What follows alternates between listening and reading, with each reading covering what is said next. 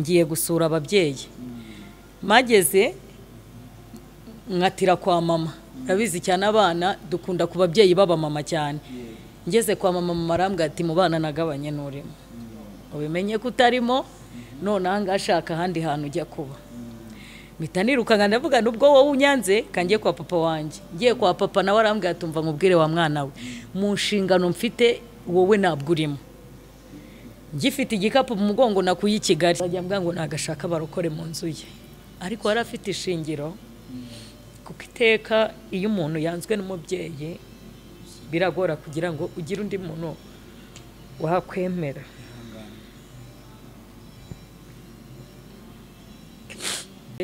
nubwo umuntu yabifata uko abyumva nubwo umuntu yabifata uko abishaka ariko ntago ariko biba bimeze umuntu yiga ishuri bitewe n'ikimana ishaka kuzamukoreshamo ubwo nabwira abantu bahura n'abana bari mu bibazo nk'ibyo niba kababonemo abandi bantu gapapa munyana ndamubwira ni wowe uyu mujyi nkukwirukanyemo kuko utubaha Imana ukaba utayisenga nkukwirukanyemo nshingiye kubw'imbaraga z'Imana no kubw'icyo yavuze ku buzima bwanjye ndakwirukanye we naba uzawugarukamo mbajije abantu basenga bihangana nubwo ushobora gusenga umuntu atemera Imana usenga akayishidikanyaho waza ujya gusenga ukabona hari umuntu nyine bidakora ku mutima ariko igihe kimwe hari umuririmbyi yavuze ngo baratwitiranya kuko dusangira ibyago bakabigira kenshi baturusha n'ubutunzi ariko hari igihe bizasobanuka abana b'Imana tugahagarara twemye abona aho mama yicaye nzagushima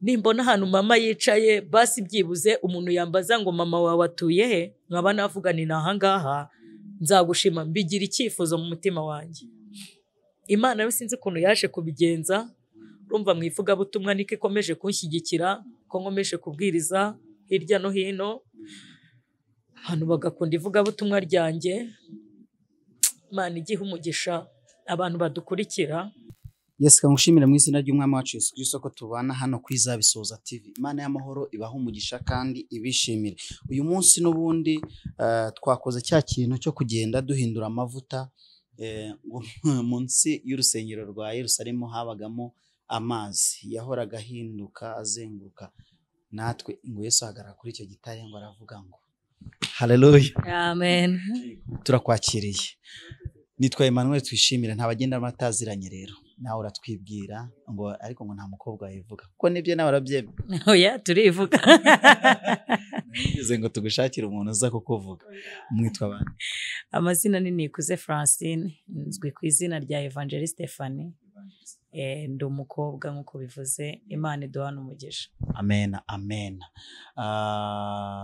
hari uwahita ambaza ngo mbese Fani aturutse hehe nurutse Kinyinya ni naho mbarizwa ku itorero ryaho rya DPR uri muri ya korali ari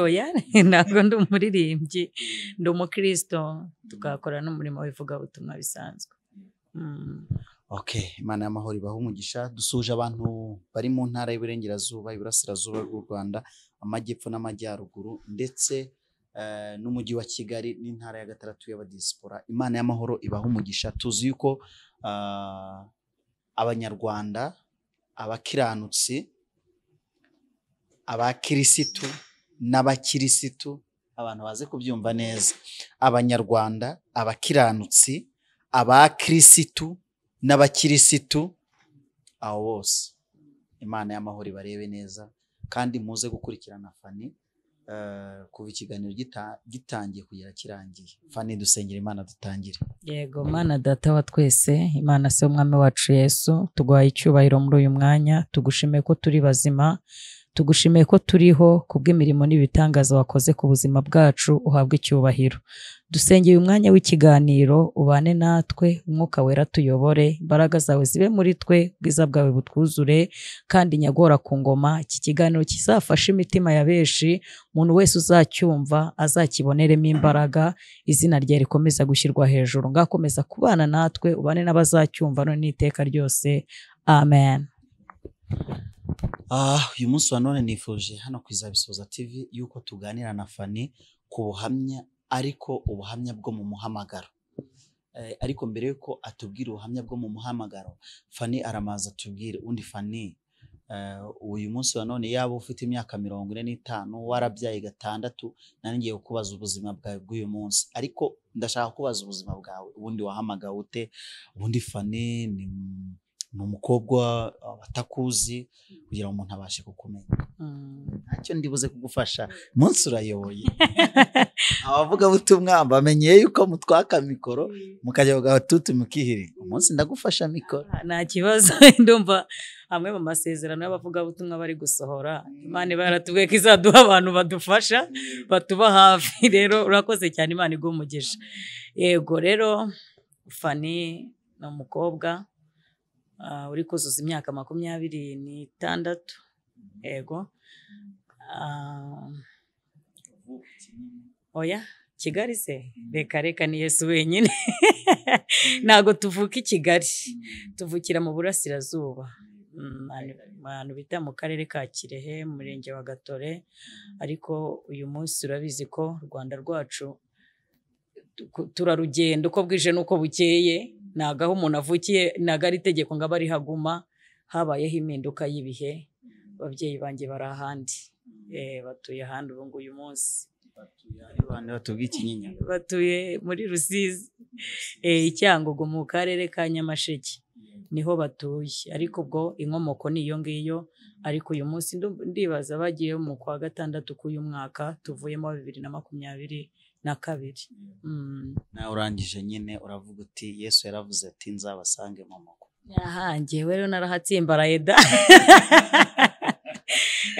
Kubw'umuhamagaro y'Imana iduhamagaye, sinzi ukuntu ibigenza, umuntu akisanga ahandi hantu kubw'umuhamagaro. Ariko n'ubundi na mbere yaho njyewe navuye ku babyeyi nkiri mutoya, narerewe n'ubundi muri Kinyinya. Abaga mukuru wanjye niwe wandeze, nageze muri Kigali mfite 12. Na n'ubu rero urumva i Kigali imyaka 14 muri Kigali. Urumva Yesu yagize neza, kandi yaravuze ngo nyine muzakandagira ku butaka bwanyu. Ubwo butware turabufite bwaho aho tuzagera hose hazahinduka hacu. Fanny mu bwana bwe niki cyamuranze akabona akavuga ati iki ni igihamya cy'ubuhamya bwanjye? Ikintu cyandanze rero mu buhamya cyangwa se ikintu cyabaye kuri jye cyane, ubwo hari igihe umuntu ahita akomoza ku cyamubabaje. Ikintu cyambabaje cyangwa cyambayeho kikankomerera, kikambera igihamya cyangwa se ishingiro y'ubuhamya bwanjye mu muhamagaro mpamagarwa. Natangiye ndi umwana, muri iyo myaka narasengaga, nagira umugisha wo gusenga, atari uko mvuka aho basenga, atari nuko mvuka mu bakristo, ahubwo ari bwa buntu Yesu yangiriye.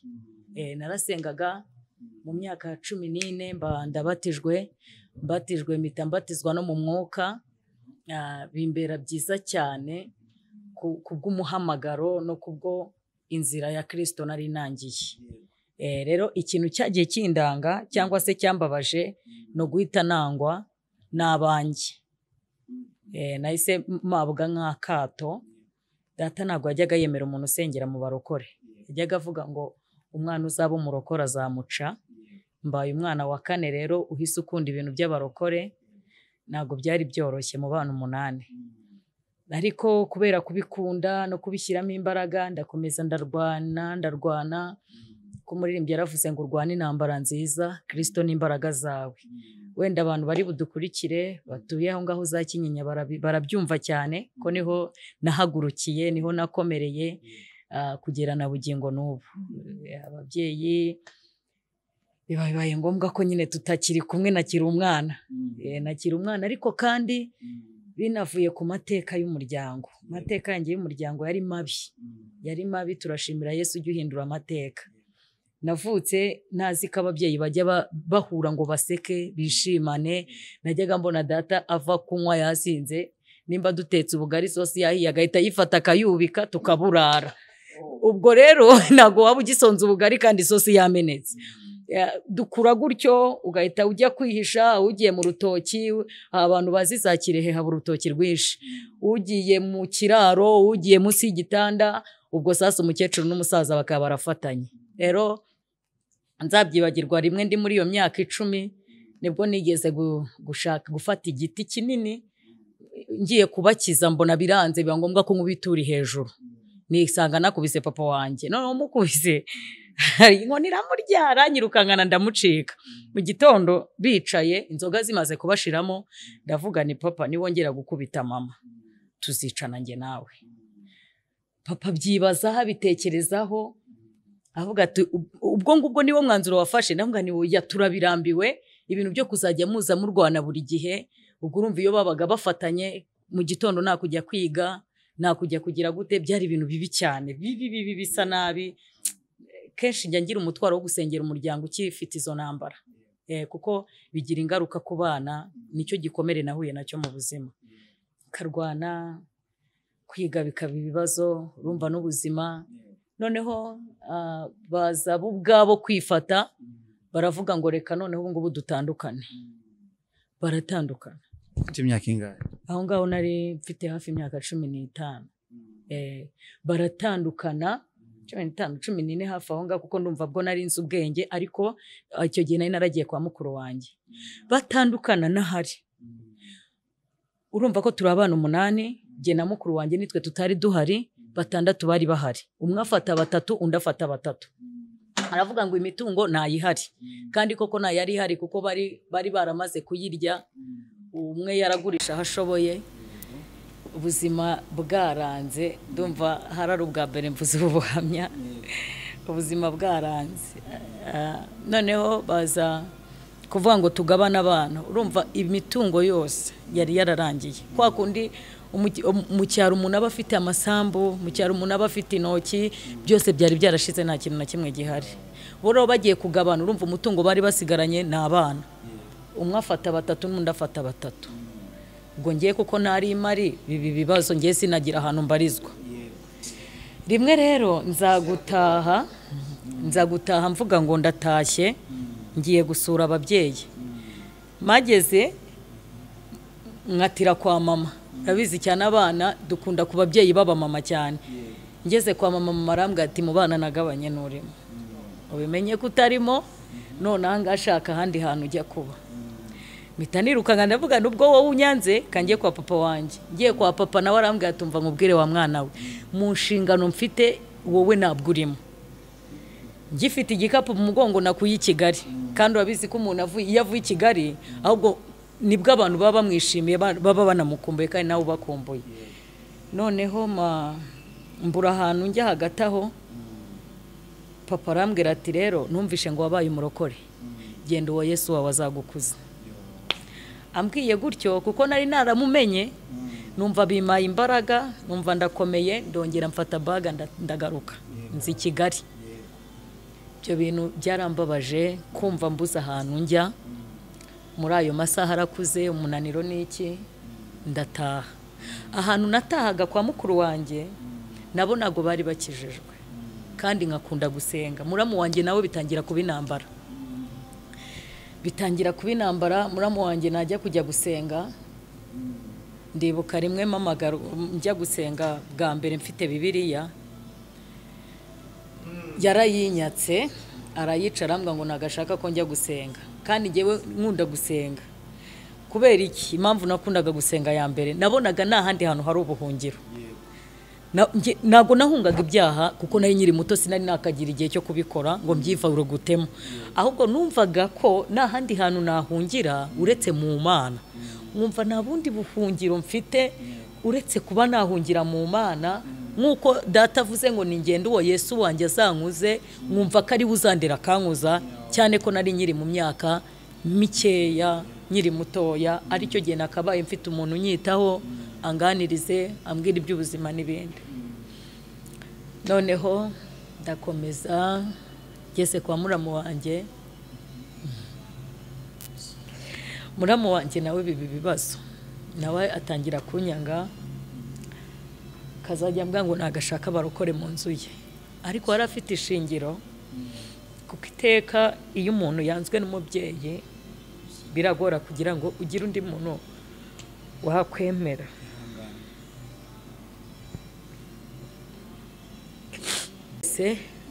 Abatekereza kuri ikirara, undi agatekereza ko impamvu umubyeyi yakwanze ari uko wananiranye, ariko ntabwo ariko biba bimeze. Ntabwo ariko biba bimeze, nubwo umuntu yabifata uko abyumva, nubwo umuntu yabifata uko abishaka, ariko ntabwo ariko biba bimeze. Umuntu yiga ishuri bitewe n'icyo Imana ishaka kuzamukoreshamo. Ubwo nabwira abantu bahura n'abana bari mu bibazo nk'ibyo, ntibakababonemo abandi bantu. Ntukabona umwana udafite ahaba ngo ugire ngo ni amahitamo yiwe cyangwa koko ni uburara bwe. Nubwo harimo ababa ari ibirara ariko si bose. Banza umwumve, banza umuhe igihe, banza umutege amatwi, bizajya bigufasha kumusobanukirwa. Njyewe rero nabuze untega amatwi muri icyo gihe. Muramu wanjye akazajya ambwira ngo ubwo iwanyu wakwanze uratekereza ko njye nakwemera? Nabyo bikambera ibibazo. Nkamwumva, nkamubwira ngo ntacyo, nimba udashaka ko njya gusenga, sinzajya gusenga ku manywa. Ndemera nkubere umukozi w'abana bawe, ndemera nkubere uwo ushaka ko mbawe, ariko ntabwo nzajya njya gusenga ku manywa, njyewe mizemo kuzajya gusenga nijoro. Mbihitamo, arabyemera.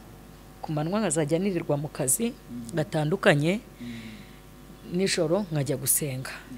Najya gusenga, ikintu cyankomereye, nataha imirimo ngakora. Urumva umwana uri muri ubwo buzima bakora kugira ngo arebe ahantu aryama, bakora kugira ngo arebe ahantu aryama, arebe ahantu arambika umusaya, ngakora vuba. Najya kuryama akambwira ngo matora yiwe bayiryamaho nijoro, ntibayiryamaho ku manywa. Nabwo ubwo sinari nemerewe no kuruhuka, kandi niho hahandi. Ihangane gakeya, mukuru wawe yabivugagaho iki? Urumva muramu wawe niwe uri kubikubwira gutyo, naho mukuru wawe we nawe yaramushyigikiraga cyangwa yakurwaniraga intambara nka mukuru wawe? Mukuru wanjye yarandwaniriraga, ariko kenshi akagendera munsi y'inoza y'amategeko y'umugabo, cyane ko yumvaga ko umugabo namwirukana adafite ahantu ari bwahukanire. Ko hari n'igihe kimwe nabo bigeze kugira intambara yo kurwana, turiruka, njye nagiye kubakiza, muramu wanjye ugira n'igihe yashakaga aza nkubita. Agiye kunkubita rero sinzi ukuntu twamwinyufuye, twiruka njye nawe.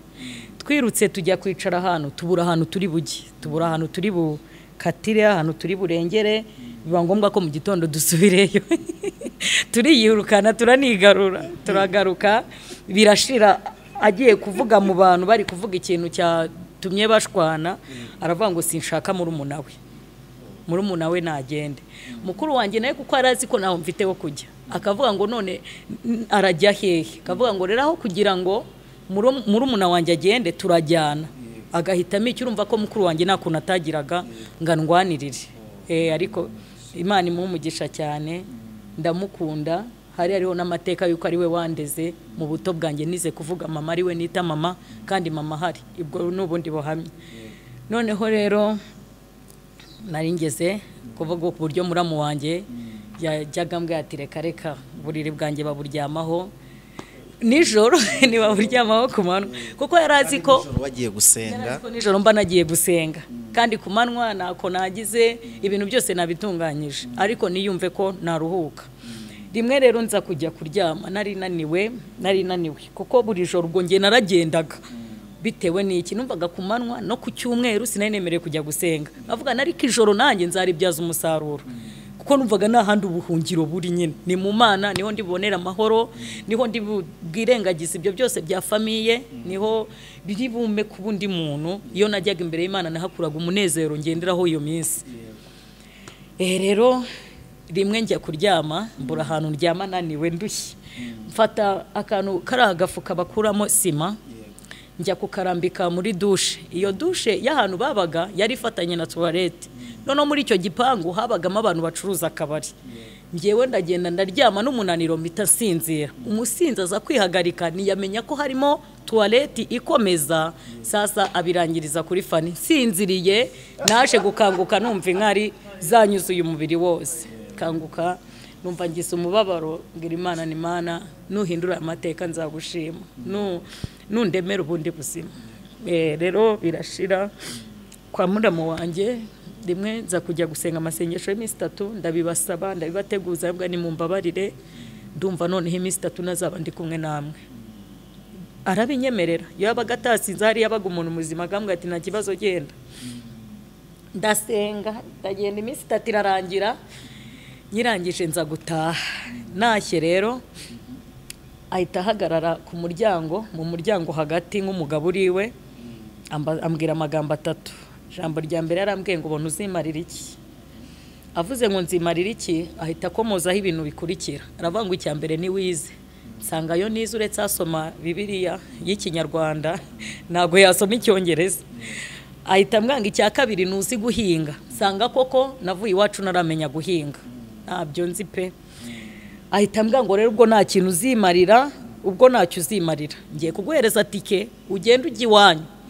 iwacu anyohereza ngewe nzi ko nahahari kandi nawe nuko abyirengagiza arabizi ugenda ujya iwanyu ugende ujye kwahirira ingurube n'ihene z'iwanyu kuko nicyo cyonyine washobora ndaho mpita nibuka ko Imana yavugiye mu materaniro narindimo nibuka ko hari ikintu Imana yaganiriye nanjye ndamubwani rero mbere yuko ngenda nanjye reka nkubwire arambwa ngo vuga rimwe kuko nubundi umuntu ugiye kupfa avuga rimwe gusa ndamubwani je ureba nago uyu mujyi nzawuvamo sindi bujye no kuragira ingurube nkuko bivuze kuko hari ikintu Imana yavuze kuri jewe Imana yambwiye ko nzabwiriza ubutumwa yambwiye ko ndi umushumba ndi umutambyi na mutambyi uragira iki uragira ingurube ndamubwani je ureba uyu mujyi nzawukuriramo nzawushakiramo mbese uyu mujyi na Fani mpita nihanurira ko kanya uriya akanwa kararema ubwo ni nahantu njya rwose uyu mujyi nzawubamo mpita mugana ariko wowe nanjye nkubwire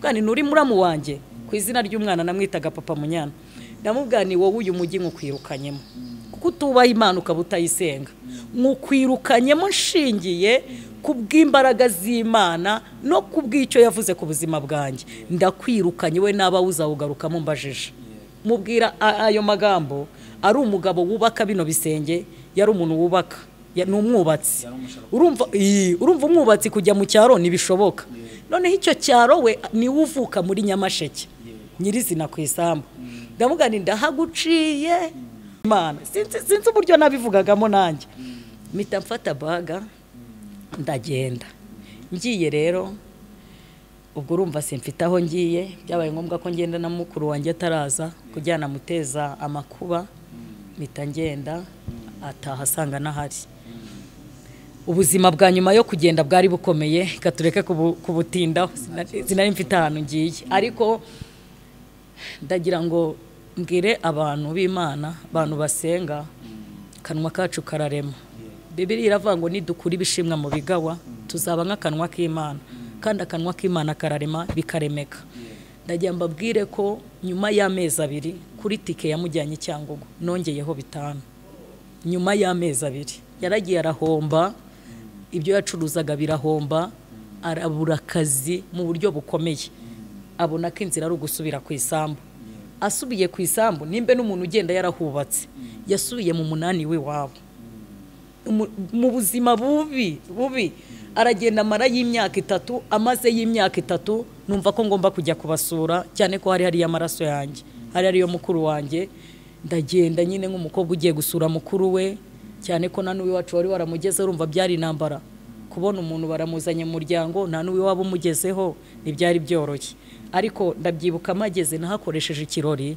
cy'izina ry'umuryango ndavuga ni mu izina ry'umuryango wanjye bantumye kurebaho umukobwa wacu ari none rero mwarakoze kumudufatira neza nyine magarara mu cyuho cya Sindambe Pascal niwe papa wanjye igitutsi nyimukuraho igitutsi nyimukuraho muramu wanjye aza kunjyana hanze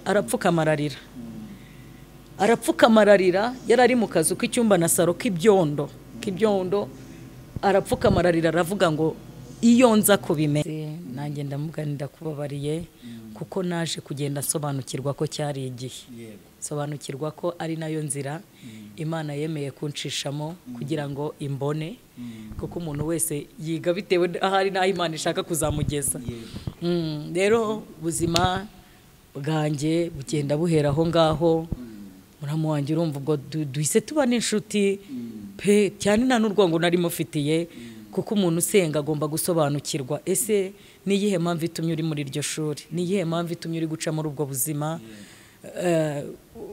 Iyo usobanukiwe icyo ngicyo nta mpamvu yo kugira ngo ugire abantu wowe ubwawe ugenda waritwayemo mu mutima wawe. Ugomba kwibohora uwo mugozi ugatanga imbabazi na mbere y'uko bazigusaba. Ubu tubwiye n'abantu badukurikiye bashobora kuba bari no mu rundi rugamba rwabo kuko umuntu wese agira inzira yiwe. Nago inzira yabo yaba nk'iyanjye n'iyanjye niyaba nk'iyabo ariko buri wese aremererwa bitewe n'icyo yikoreye. Rero aho ngaho muramu wanjye namugani nta kibazo dukomeza ubuzima. Ndabasezera ndataha, urumva ngaruye icyubahiro cyangwa se kuri mukuru wanjye arishima avuga ngo sinari nzi ko ari uw'iwacu wangeraho ariko Imana iguha umugisha. Ndagaruka i Kigali nuko. Yego ugarutse i Kigali na uyu munsi wa none nakwibaza ngo baracyari Rusizi cyangwa baje muri Kigali nyuma? Muramu wanjye yigeze kumbwira ubuzima bumugoye, arampamagara kuri telefone arambwira ngo pastor, yanyise pasiteri, arambwira ngo wanyingingira Imana yawe ikangarura muri Kigali. Simbabeshye telefone yarancitse iragwa. Numvaga atabivuga ko ari umuntu upinga abantu basenga. Noneho by'umwihariko ngewe ibyo yankoreraga byari birenze kubona umuntu afata Bibiliya akayica kugira ngo utazajya gusenga, agatinyuka. Kino gitabo umuntu wese aracyubaha, aba umukristo aba umupagani uwo ari we wese. Iki kiba ari igitabo umuntu wese avuga ngo nutazi byari akigendera kure. We rero yaragitinyutse aragica aravuga ngo sinshaka kujya gusenga, iyo Mana yawe uzayijyane hirya. Ariko nawe bimugezeho cyangwa se amaze gusobanukirwa Imana nasenze cyangwa Imana yabanye nanjye, amaze kubona ko ari Imana ikuza umuntu, ari Imana ikura umuntu ku rwego rumwe ikamushyira ku rundi, ari Imana ishyira hasi igashyira hejuru. Akundengera gurya muramu wanjye ambwa ngo nimwingingira agaruka i Kigali kuko ubuzima bwari bumugoye. Ndamubwira ni ukuri kuko ubashije gusobanukirwa Imana. Abantu basenga bihangane, nubwo ushobora gusenga umuntu atemera Imana usenga akayishidikanyaho, waza ujya gusenga ukabona hari umuntu nyine bidakora ku mutima.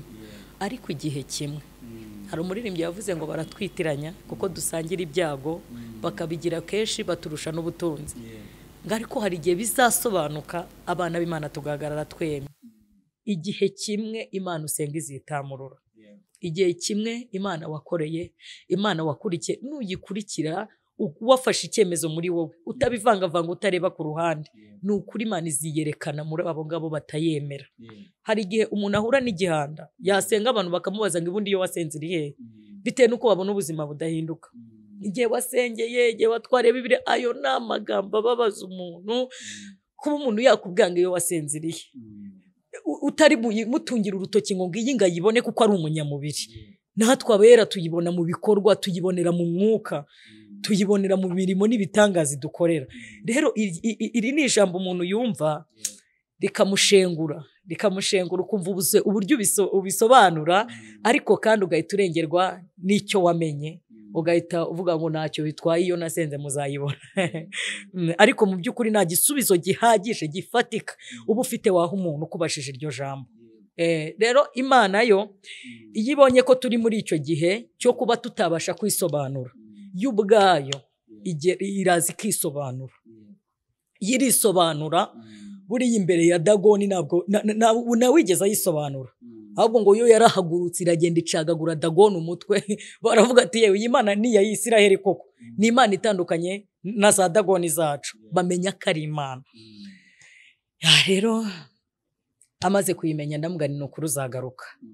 Ari naho inzira yo kugira ngo umuryango wanjye uburiyo niho yaturutse. Uriyo ni mama, tuzabugarukaho. Wawe dusize hejuru. Ihangane ubikomozeho, nurira ndakupa wongera utangire. Ni uriyo ni mama wanjye. Nawe kugira ngo ajyeyo n'ubundi buhamya kandi bukomeye. Nta cyerekezo, nta shusho umuryango wari ufite. Nta hepfo nta ruguru, urumva wari waratatanye. abana nabo umenya ubwenge akigendera, ufite iyo ajya, buri wese abukwe n'undi akabukwe, ntabwo byari byoroshye. Papa waho yagiye ubwo arashatse arubatse, mama ati abana mfite ntacyo nzabagwagwanaho. Rero urumva umukecuru ageze mu zabukuru, urumva umubyeyi umbyara, kandi nanjye urabona ndakuze ntabwo na bakuru banjye ndi umwana wa 4, urumva ko yari akuze. Kwirirwa mu mazu rero, aba mu mazu y'abandi noneho mu cyaro. Buriya gukodesha muri Kigali bigira agaciro, ariko kuba mu mazu y'abandi mu cyaro babyita ngo ni ugucumbika. Gucumbika mu cyaro ni bibi cyane, ni bibi. Iyo ucumbitse ushobora kudacumbika mu nzu uri bwishyura amafaranga, ariko bagira ibyo bita ngo imibyizi. Murabizi mwe ntabwo muhari mu cyaro muhazi. Ukazajya uyitangira umubyizi inzu urimo. Rero nko guhingira nk'umuntu kugira ngo ayo mafaranga bakamuhaye abyarwe n'ibikorwa wamukoreye mu murima ukoreye. cyangwa se mu bikorwa. Urumva ko ni nk'uburetwa. Ni nk'uburetwa. Rero rimwe Imana iransanga irambwira ngo mwana wanjye uzaba umukuru mu muryango, kandi niwe uzagarura inyenyeri y'umuryango wawe. Ndabyumva ndavuga nese ubu ntagarura inyenyeri y'umuryango wanjye gute, kuko nta shusho. Bamwe bo tuvukana bavugaga ko nta famiye bagira, kubyiyakiramo byari byaranze. Kandi koko kwibaza ngo ufite famiye uyifite hehe mu kanya aho umubyeyi wawe atuye atari harabari, urumva byarakugoraga guhita upresenta aho uvuka cyangwa aho ukomoka. Imana rero imbwiye ko nzaba umucunguzi w'umuryango, ndi Yosefu muri famiye yanjye. Ndakomeza ndabirwanira, ndakomeza ndabiharanira, ndavugana Imana, bigira icyifuzo, ndabisengera, ndavuga ni numfasha nkabona aho mama yicaye nzagushima. Nimbona ahantu mama yicaye basi byibuze umuntu yambaza ngo mama wawe atuye he, nkaba navuga ni ahangaha, nzagushima, mbigira icyifuzo mu mutima wanjye. Imana yo sinzi ukuntu yaje kubigenza, urumva mu ivugabutumwa niko ikomeje kunshyigikira, ko nkomeje kubwiriza hirya no hino, abantu bagakunda ivugabutumwa ryanjye. Imana igihe umugisha abantu badukurikira. Rimwe rero umuntu ankura kuri cano aranyikundira, wo mu mama anyoherereza fanta, we yayitaga fanta, arayinyoherereza. Ayinyoherereje nibuka ko mama adafite ahantu aba. Uri umubyeyi, ibyo yagukorera byose ni umubyeyi. Nta mwana n'umwe ushobora kunezezwa nuko mama we cyangwa ababyeyi be bari muri ubwo buzima. Ndavuga ni nubwo nakayifashishijemo muri Kigali, ubuzima nibuba bworoshye, kuba uri umukobwa wikodeshereza, nta akazi, nta hepfo nta ruguru, nari nkwiriye guhita nshakamo icyo gukora, nari nkwiriye guhita nshakamo ikintu runaka. Ariko ndavuga ni aya mafaranga mbonye ngomba kuyabyaza umusaruro, nkagera ku cy'Imana yavuze. Ndahamagara mama wanjye, yarageze aho bita i Butare. I Butare ari havuka, yaragiye kuba kuri gakondo avukaho, kandi akuze nawe yagakwiriye kuba afite iwe. Noneho ndamuhamagara ndamubwira ese urashaka ko nkugurira inzu hehe? Arambwira ngo mwana wanjye se urangurira inzu, ayo mafaranga urayafite? Yumvaga ko nayo nagira, kuko nawe nta cyizere yari afite haba kuri jye. Yumvaga ko Imana idashobora kugeza aho ngaho, yari yarihebye. Noneho ndamubwira nimbwira ahantu wowe nakugurira inzu.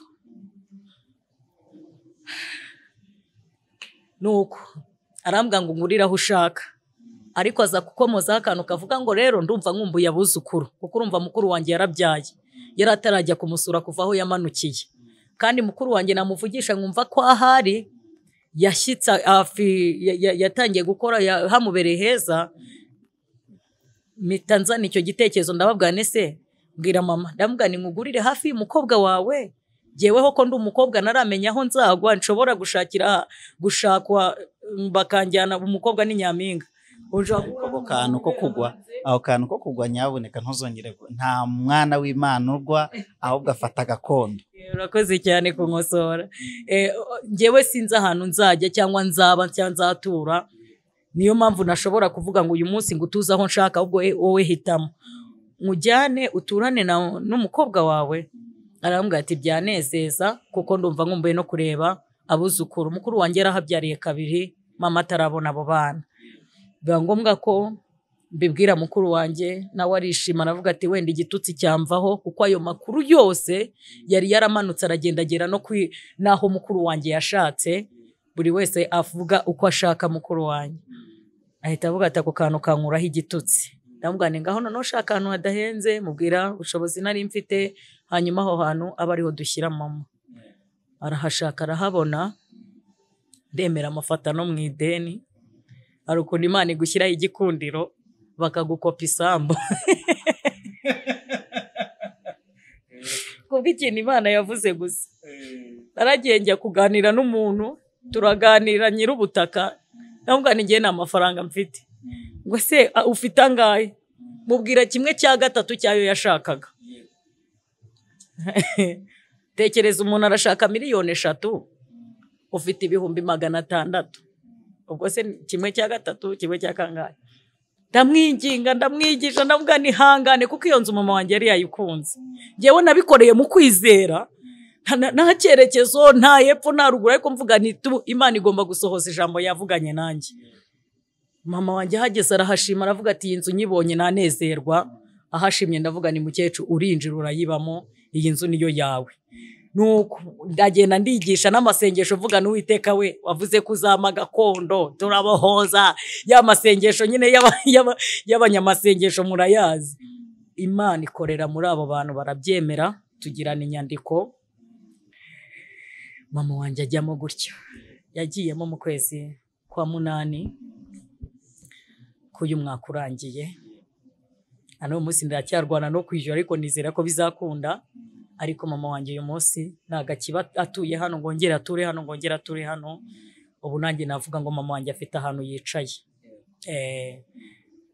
Rero inyenyeri Imana yambwiraga nzagarura mu muryango, data aherutse kumpamagara arambwira ngo mwana wanjye nta kintu nigeze mbona mu ruzerero.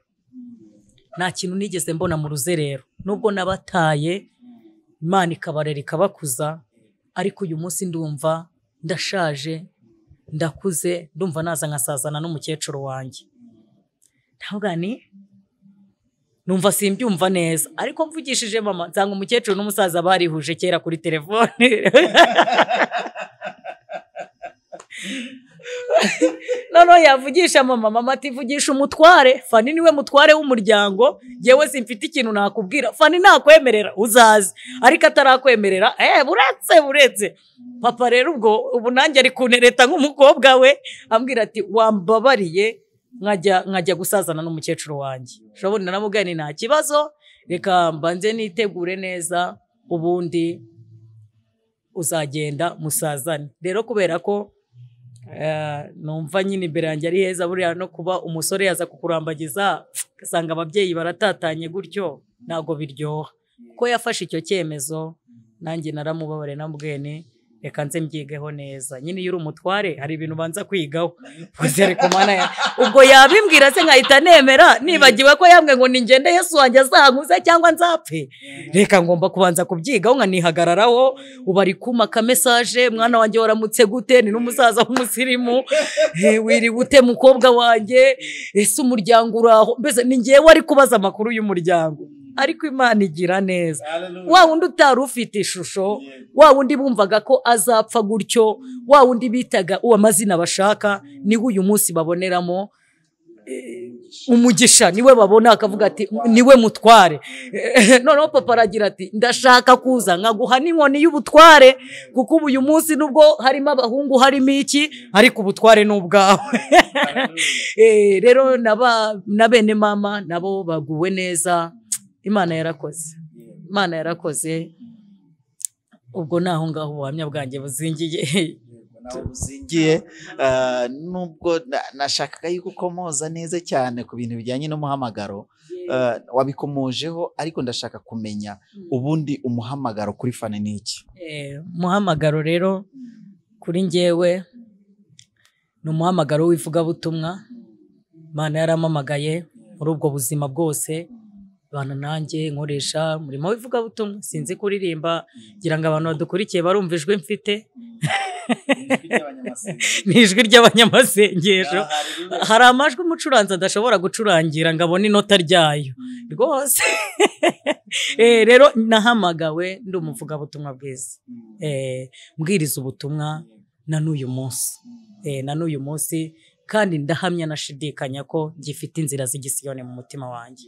Uko Imana yampamagaye ntago nigeze neshuka, nakomeje kuyikomezaho, nakomeje gukorera Imana numva mbikunze, nubwo kenshi abantu abenshi baba bafite gushidikanya. Urabizi iyo umuntu ari urubyiruko ntago mujya muduha icyizere. Ntago mujya mutwizera abashumba, abayobozi bacu mutuyoboye. Ndabizi neza Imana iragukoresha ukayobora icyumba ikinyinya. Njya mayobora icyumba, ukayobora icyumba rwose, ariko wajya kumva umudiyakoni ati shati ukiyoboye neza, ariko nuko uri umukobwa Imana iguha umugabo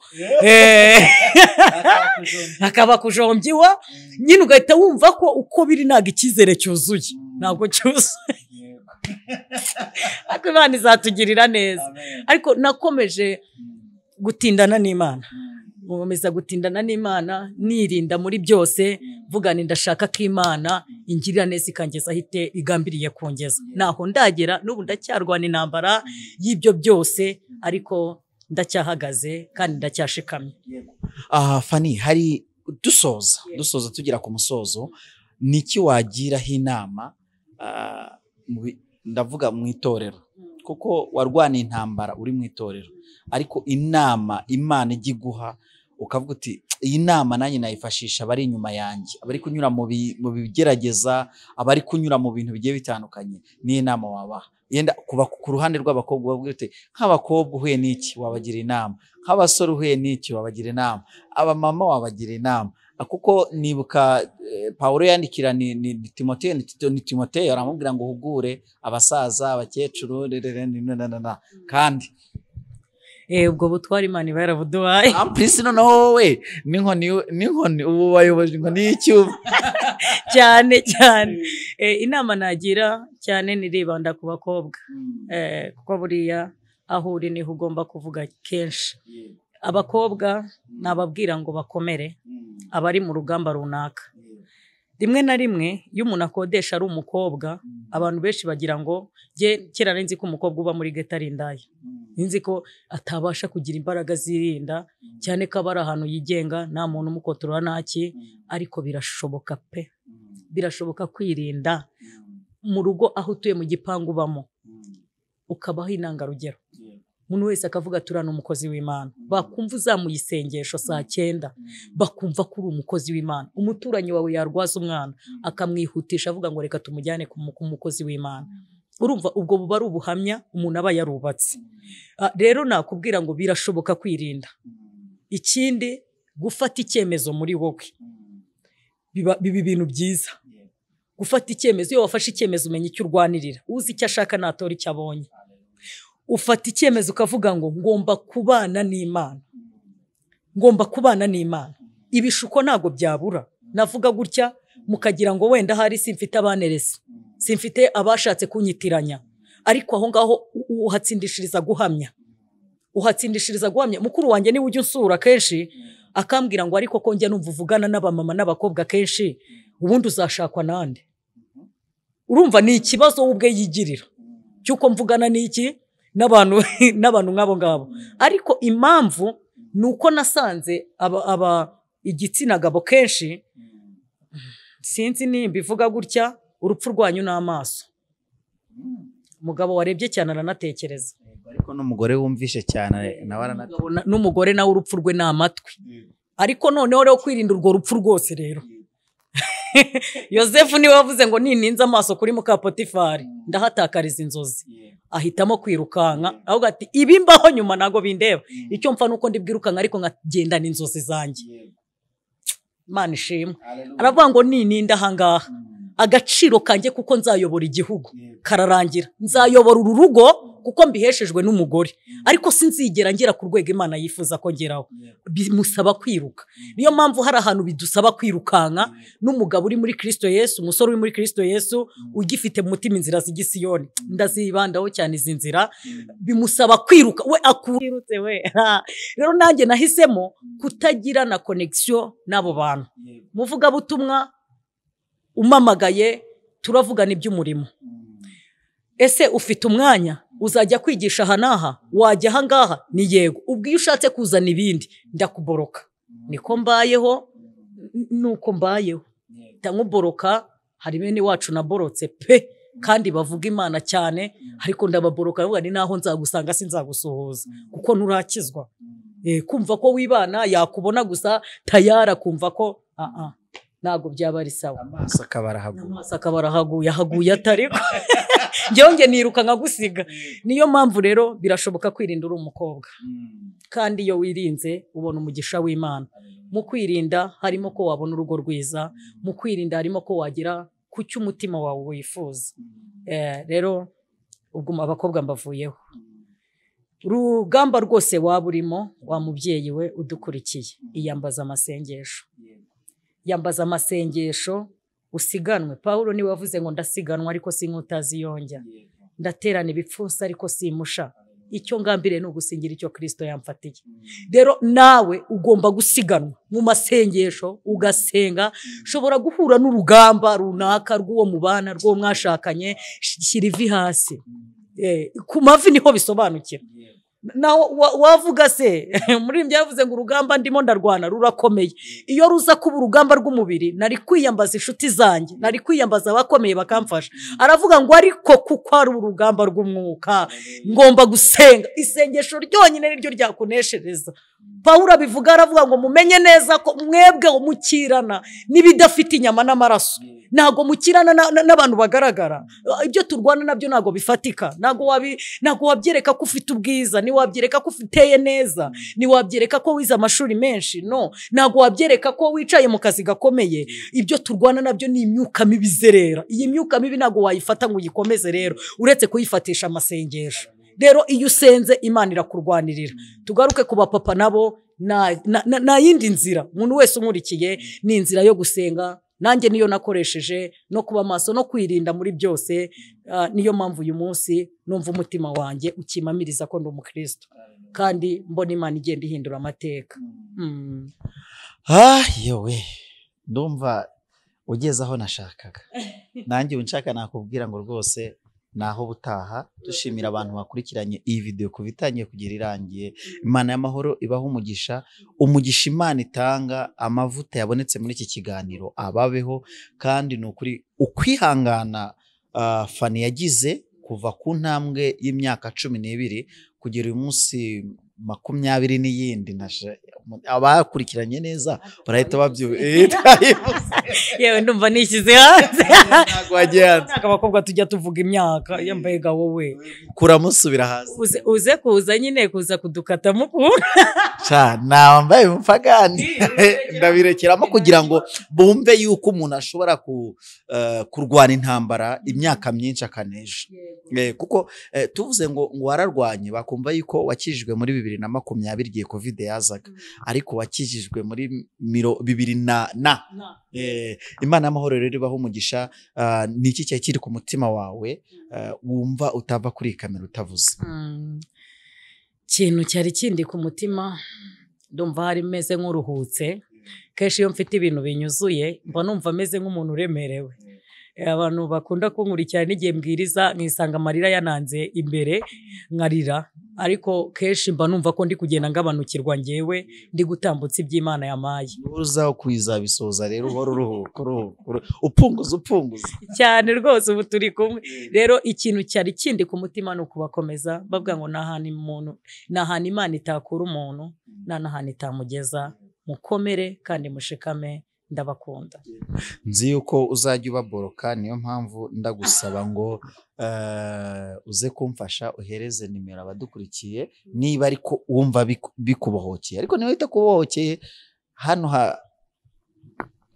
ntitwabura kuzibaha kuko haba harimo ababyeyi, haba harimo abakobwa, haba harimo abantu bashaka kuruhuka, kandi n'abagabo si bose, n'abasore si bose, nuko ntago ari bose. Mu bazima hashobora kubonekamo abapfu no mu yes ariko rero nawe gukora ikiganiro kwamenya amaherezo nzajya nyigukoresha, kuko hari igihe uhita uzamuka mu mavuta cyane. Reka tubahereze nimero 0788 79 88 552. Kadusubiremo 0788 79 88 552. ngusabira umuriro iba kuri momo na World Limit nayo yabamo. Mana umugisha, senga dusoza ikiganiro. Mana tuguhaye icyubahiro, tugushimiye ko wabanye natwe muri iki kiganiro. Iyo umuntu avuga aho yavuye cyangwa se ibyamubayeho bijya bimukomerera bikamuremerera, ariko ubiteze amatwi we bikamwubaka. Hari igihe rero kenshi umuntu yirengagiza ibyo byose byatuma agaragaza amarira, byatuma yongera kwibuka byinshi bitandukanye kugira ngo agire imitima yubaka. Nicyo dukoze, twemerera iki kiganiro gishyiremo imbaraga, ugiherekeresha umwuka wawe wera. Umuntu wese uzacyumva azumve ko uri Imana ifite imbaraga, azumve ko uri Imana ishoboye byose, azumve ko uri Imana ikora, azumve ko uri Imana igaragara, azumve ko uri Imana ijya yiyerekanaho rukomeye. Buri wese uzabyumva aremerewe, zamenye ko uri Imana ijya yihishurira abantu bakabasha kuyibona. Ababazaga ngo mbese iyo wasenziriye, bagahindura amagambo bakavuga ngo burya koko ni Imana ikomeye kandi ni Imana ikiranuka. Uhimbazwe Mana, uhimbazwe kujya ufata ibidafite ishusho ukabiha ishusho. Uhimbazwe ko ari wowe ujya ubasha kurema ibitari biriho bikaremeka. Girira neza umuntu wese Mwami ukurikiye iki kiganiro, akiboneremo imbaraga no gukomera muri byose. Ngakomeza kuduha umugisha, komeze kudukomeza muri uru rugendo. Imbaraga zawe zonyine nizo twiringiye kugira zikomeze kutuba hafi. Izina ryawe rikomeze gushirwa hejuru mu izina rya Yesu. Amen. Amen.